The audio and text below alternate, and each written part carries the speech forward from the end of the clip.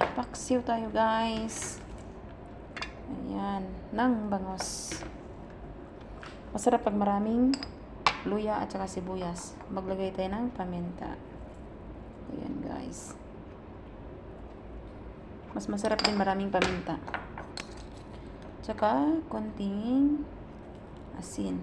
Dagdagan na konti. Tapos lagyan natin ng mantika. Mantika kasi yung nagpapasarap din.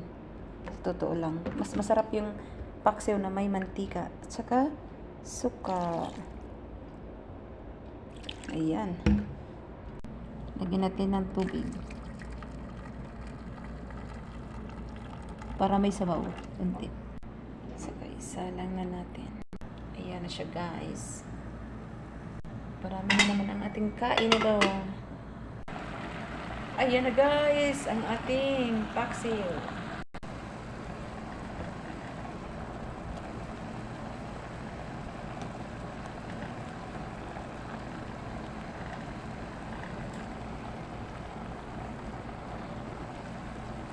Lagyan natin ng talong guys. Para